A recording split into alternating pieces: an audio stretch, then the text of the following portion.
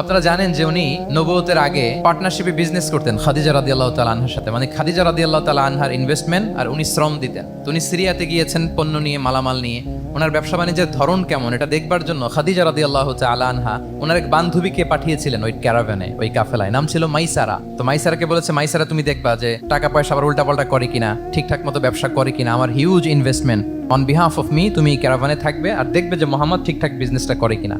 আল্লাহু আকবার। মাইসারা এই সফর শেষে এসে খাদিজা রাদিয়াল্লাহু তাআলা আনহার কাছে এমন পজিটিভ রিভিউ দিয়েছে, এই রিভিউ শুনেই খাদিজা রাদিয়াল্লাহু তাআলা আনহা বিষ্ণু ইসলামকে বিয়ে করার জন্য রাজি হয়ে গেছেন। আলহামদুলিল্লাহ। মাইসারা এসে রিভিউ দিতে লাগলো যে মোহাম্মদ সে সবার চেয়ে আলাদা সাল্লাল্লাহু আলাইহি ওয়াসাল্লাম। তার ওঠা বসা, তার চলন বলন, তার কথন, তার ডিলিংস, তার লেনদেন সব আলাদা, অসাধারণ তিনি। মাইসারার রিভিউ শুনে আল্লাহু আকবার, খাদিজা রাদিয়াল্লাহু তাআলা আনহা তিনি অবাক হয়ে গেলেন এবং তিনি বিয়ের প্রস্তাব পাঠালেন। রাসূল সাল্লাল্লাহু আলাইহি ওয়াসাল্লামের এই আমানতদারিতায় মুগ্ধ হয়ে কি করলেন? বিয়ের প্রস্তাব পাঠালেন। তাহলে কি পরিমাণে ট্রাস্টওয়ার্দিনেস ওনার ছিল। আরো মজার ব্যাপার হচ্ছে, মক্কার কুরাইশরা, মক্কার লোকেরা রাসূল সাল্লাল্লাহু আলাইহি ওয়াসাল্লামের কাছে এসে আমানতের সম্পদ গচ্ছিত রাখতো।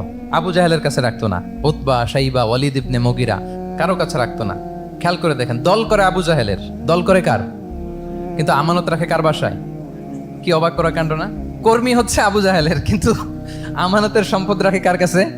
মুহাম্মদ সাল্লাল্লাহু আলাইহি ওয়াসাল্লামের বাসায়। রাসূল সাল্লাল্লাহু আলাইহি ওয়াসাল্লাম যেদিন হিজরত করবেন, উনি সাইয়েদনা আলী রাদিয়াল্লাহু তাআলা আনহুকে অ্যাসাইন করে গিয়েছেন যে আলী তুমি থাকো, তুমি কয়েকদিন পরে মদিনায় হিজরতে যাবা, আমার কাছে যত আমানতের সম্পদ আছে এগুলো তুমি আগে বিলি করে তারপরে যাবে। রাসূল আবু বকর রাদিয়াল্লাহু তাআলা আনহুকে নিয়ে চলে গেলেন। আলী রাদিয়াল্লাহু তাআলা আনহুর টানা 3 দিন লেগেছে যে ডেপোজিটগুলো রাসূল সাল্লাল্লাহু আলাইহি ওয়াসাল্লামের কাছে ছিল, আমানতের যে জিনিসগুলো ছিল এগুলো বন্টন করতে সাইয়েদনা আলী রাদিয়াল্লাহু তাআলা আনহু 3 দিন সময় নিয়েছেন। 3 দিন। এত পরিমাণ আমানতের সম্পদ রাসূল সাল্লাল্লাহু আলাইহি ওয়াসাল্লামের কাছে ছিল। আল্লাহু আকবার। তাহলে এই আমানতদারিতা, সততা, অনেস্টি, ট্রাস্টওয়ার্দিনেস এটা অনেক জরুরি নেতৃত্বের জন্য।